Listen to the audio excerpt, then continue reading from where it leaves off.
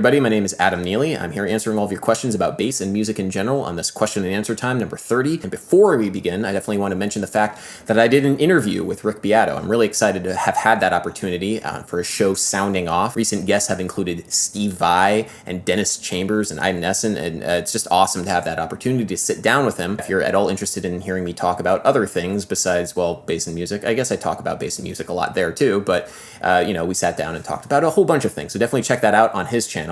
And until then, let's do a Q&A. So cue the intro music.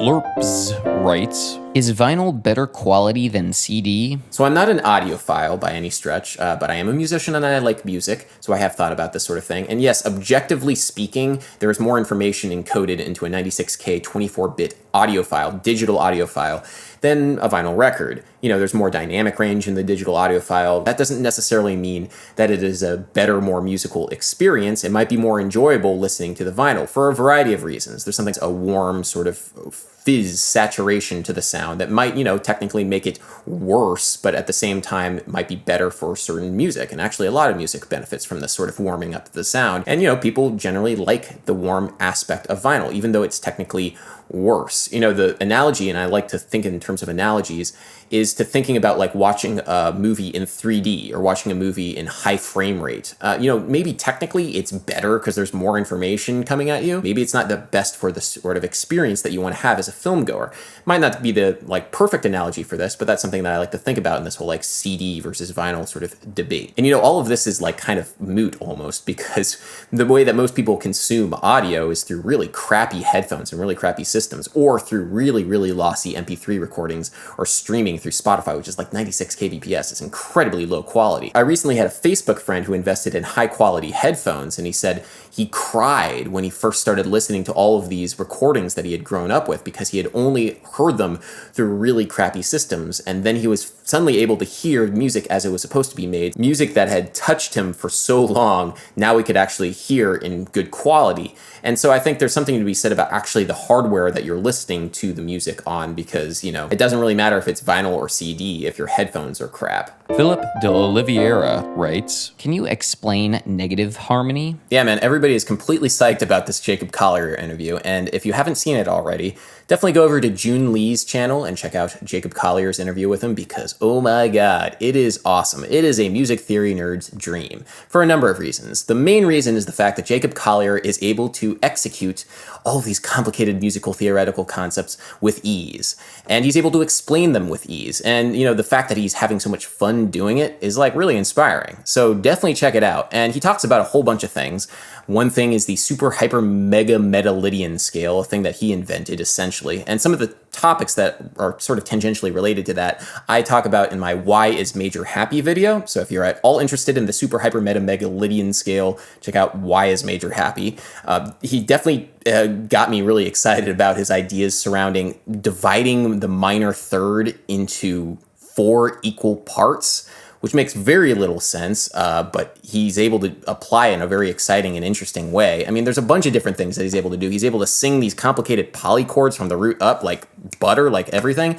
But one of the subjects that he talked about that everybody really wants to know more about is negative harmony. What is negative harmony? That sounds cool. I want to use negative harmony. Apparently he talked with Herbie Hancock about negative harmony. Why isn't there anything about negative harmony out there? Oh my god, negative harmony. So he referenced a book by Ernst Levy called A Theory of Harmony. And in this book, apparently, Ernst Levy talks about negative harmony. And I read this book. I was able to find it on Google Play, and I couldn't really understand a lot of it. And I didn't feel super bad that I didn't understand, because there was a book review that I found of this book, A Theory of Harmony, that absolutely panned it, said that it was completely meandering, wasn't particularly practical or rigorously theoretical in any sort of way. But I did get some pretty interesting things from it. And I think these interesting things maybe Jacob Collier got, and maybe Herbie Hancock got. Ernst Levy talks about this idea, which he calls polarity. Positive polarity and negative polarity. He doesn't call it that, but I'm going to call it that. Basically, there's the overtone series, and that's positive. That's things growing up from the note C in the overtone series. And the overtone series, if you aren't familiar with it, it's basically the series of notes which ring out sympathetically with a fundamental, and it's pervasive throughout all nature. So if you have the note C, some overtones of C will be C, G, and E. And so they naturally create the major triad. It's a fundamental part of nature. But then there's an inversion of the overtone series called the undertone series that doesn't exist in nature. When you invert that major triad and those first couple of overtones, you get a minor triad. And you actually get a minor triad based on F. So the inversion of a C through an undertone series is an F minor chord. It's a very interesting sort of back and forth between the two of them. You know, that aspect of like the overtone series and the undertone series can be quite alluring to people because the undertone series is not something that's talked about that often. And I do talk about it in my subharmonic music video, so definitely check that out. But one of the things that I like in understanding this sort of thing, the positive overtone series and the negative undertone series, I like to think about analogies. And one great analogy that Ernst Levy has in his book is the idea of geotropism, which is the tendency of a plant to grow upwards. Then there's also the stem below. And we're only ever seeing the stalk above, which is the overtone series, but then there's all this like hidden world below that we never really get a chance to see, and that's the undertone series. Harry Partch created this whole system based upon O tonality, overtone series, and U tonality, undertone series, so he created chords with this in mind. So it's a very useful like theoretical concept if you're looking to try and expand your ideas beyond what necessarily major and minor are, but think about them as reflections of one another. But the thing that I find so fascinating is that the overtone series exists in nature and the undertone series doesn't.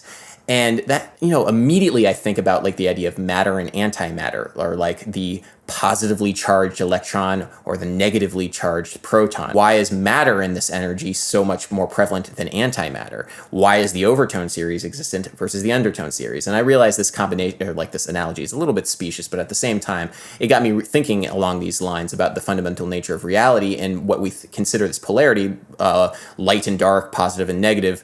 You know, where are we going with the music? Because if you think about how you might reflect all of the chords within, like, say, a 2-5-1 chord progression, D minor 7 would be E minor 7, the reflection of a G7, A minor 7 flat 5, and then the reflection of a C major 7 is a D flat major 7. So why isn't harmony E minor 7, A minor 7 flat 5, D flat major 7, which you would never see in the real world? That is true negative harmony, and we don't hear that, but why don't we? So these are just some of the ideas to think about with reflections and negative harmony and polarity that maybe you can investigate further if you do want to read more of that book by Ernst Levy, A Theory of Harmony. Aidan Jones writes, Hocket. So, like, bass drum splits? So yeah, a lot of people wrote in when I talked about Hocket, and they said, what about drumline splits? What about bass drum splits and like drum corps? And I'm like, I know absolutely nothing about drum corps, honestly. So it's something that I definitely need to learn a little bit more about. And a lot of people have written in very passionately talking about all these different sorts of things. And I think it's really cool. So if anybody has any like suggestions for videos or things for me to check out, because I am completely in the dark, that is not a culture that I am at all familiar with, definitely leave that in the comments because I will watch them. And hopefully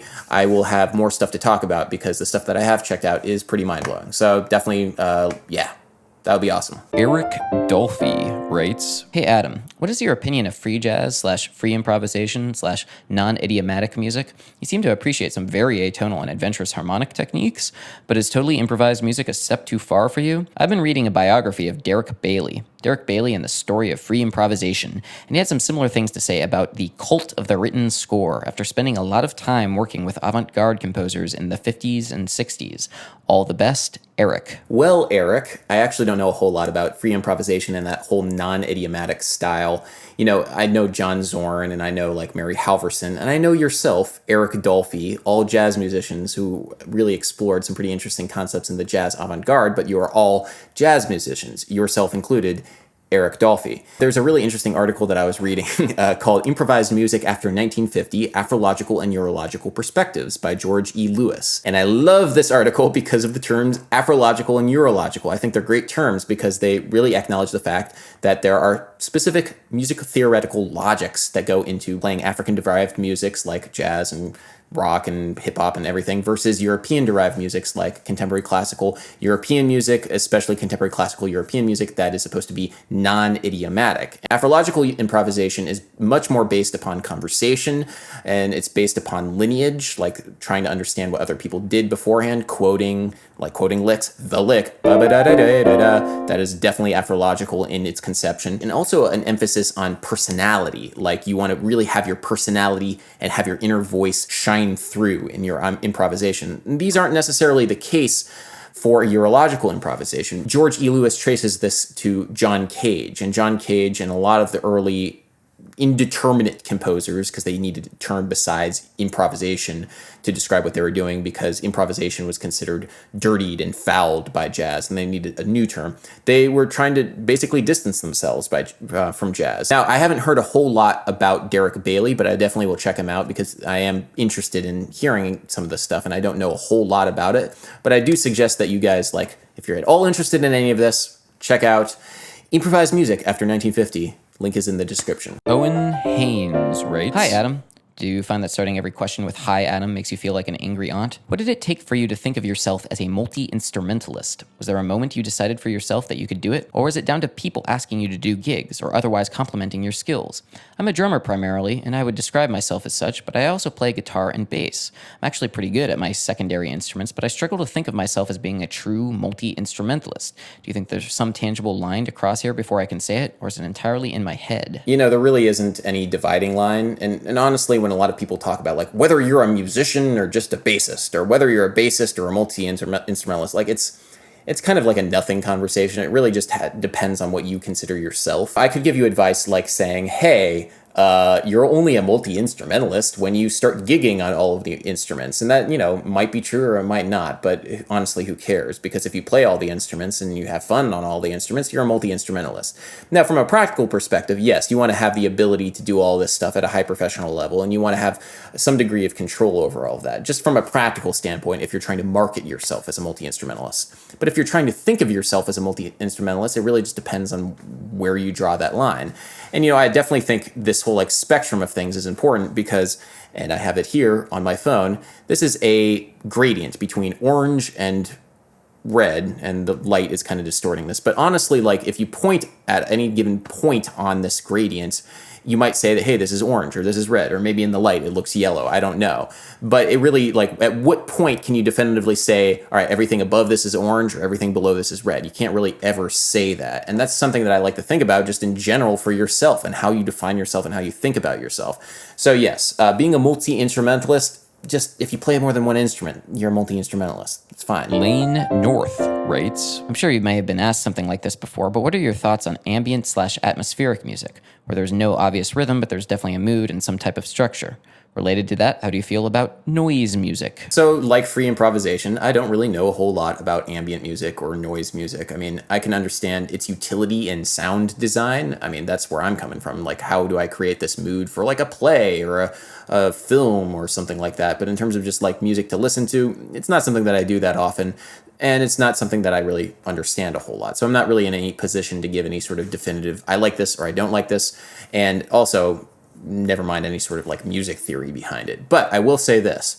I once saw on this subreddit called Dark Jazz, somebody did this mashup of a Sun O song, I guess, drone music, and John Coltrane's Interstellar Space. And it works so well together. It's so intense. It's so good. I've linked to it in the description. Please definitely go check that out. That is my favorite drone music, even that, I don't know if that counts as drone music since it's a mashup with avant-garde jazz, but yeah. Check it out. Eze Merlino writes, "Hey Adam, just wanted to say I'm a big fan of your videos and wanted to send you a question. What would you say are the first steps a musician should do when arriving at a music city, say Los Angeles or New York, in order to start a career as a professional musician?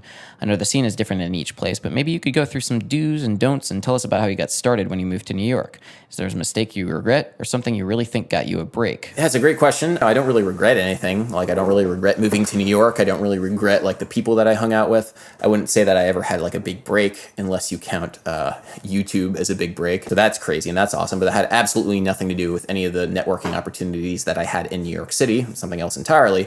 You know, the big thing is always meeting people, and I say that a lot. You got to meet a lot of people, you got to hang out with a lot of people, you got to be a good hang, you got to be a personable person. Yeah, I guess that's correct English, I suppose. I've been playing with these twin brothers, Will and Anthony Annunziata, for the past like 5 years. Toured up and down the East Coast with them. They've been all over the place and, you know, great people to work with. And, you know, I got that gig because a music director was a sub for another music director, and this thing that I did for another thing. It was like a long line of like 5 or 6 gigs that I originally got from Craigslist.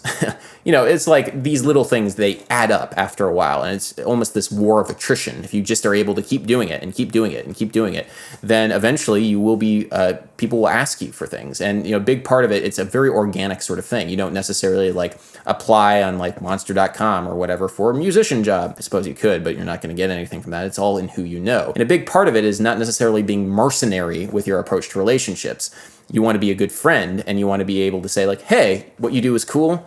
I like you. Let me know what you're doing so I can go and hang out and support you. And that goes a very, very long way. There's a quote from Thelonious Monk from, I think, the 1960s. He basically said, never sound anybody for a gig. In other words, never call somebody asking for a gig. Just be on the scene. Never sound anybody for a gig. Just be on the scene. Reyvan Taunt writes, hey, can you find some way to talk about Charles Ives? Yeah, Charles Ives. He was an insurance salesman that wrote some of the craziest, most idiomatic, and weirdest awesome music ever. If you don't know Charles Ives, definitely check out The Unanswered Question. It's a very popular piece of his. How to really describe it? It's kind of like you have this like kind of underlying like pretty harmony, pretty strings, like film scoring strings, and then all of a sudden, on top of these strings, you're hearing this battle play out between a trumpet and this section of woodwinds that are just creating the most dissonant screeches. And it's this jarring juxtaposition that's incredibly like compelling. I talked a little bit about him in my polytonal Linkin Park video, and his like conception of polytonality and his like the way that he grew up was kind of interesting, and how his father taught him to hear in multiple keys at the same time. So check that video out if you're at all interested in Charles Ives. But yeah, great. Thank you for suggesting that I talk about Charles Ives, because I love Charles Ives. Carlos Diaz writes, did you get that bass because it matches with your cat? It's very important in cat selection to make sure that your cat adequately represents the bass that you play. Otherwise, people will think that you just look stupid. Brenner Apfel writes, one thing doesn't make sense to me. Musicians can quite reliably recognize a 1% shift in pitch, hertz, but noticing a shift from 100 to 99 beats per minute is quite hard. I feel like that is something inconsistent with the WF. Also, does pitch even exist, or does our mind make it up and is really just very fast rhythm, but processed by our brain as something that is easier to understand consciously? Okay, so pitch doesn't exist in the real world the same way that language doesn't exist in the real world. All languages, technically speaking, if you think about physically, well, language is just us moving our mouths and our lips in certain ways so that the air around us vibrates in certain particular ways. And our brains are then able to understand these vibrations as certain things and give meaning to the vibrations. And it's a very interesting field to study how things gain semantic meaning. But pitch is the same thing. It's just a psychoacoustic phenomenon. Our ear hears the air around it vibrating at a certain speed, like say 440 hertz, and then our brain is able to understand, hey, that's an A. That's all it is, honestly. Pitch is just vibrations in air, and when you slow it down enough, it becomes rhythm. And I've called this the musician's theory of relativity. Rhythm and pitch are the same thing. It just is all in our head about whether or not we're perceiving it as pitch or rhythm. Now, to answer your other question, I don't know exactly why this might be. Now, 1% difference might mean different things. Like, for example, 1% difference between 100 hertz and 99 hertz might be fairly difficult to hear, actually. But a 1% difference between 1000 hertz and then 990 hertz might be a little bit easier to hear. There's different sorts of frequency spectrums where the human ear can perceive differences a little bit better than others. Anne-Lise Dugas writes, hi Adam, thanks for the cool post. What program is on your laptop during your gig as a keyboard player for the Metropolitan Players? Yeah, that is Mainstage, and I love Mainstage. Mainstage is great, and I'm not being paid to say this, I just love Mainstage. Mainstage is cheap. It's $30. It's not even really worth it to torrent it if you're that kind of person, because it's great. It comes with like all of Logic's instruments, which, it's fantastic instrument library, and then just a very stable, powerful platform for live performance. And I use it, of course, for keyboard, but you can use it for other instruments as well. It's just a very useful tool for a performing musician. Simone Orlando writes, what do you think of Robert Fripp and the new standard tuning, NST?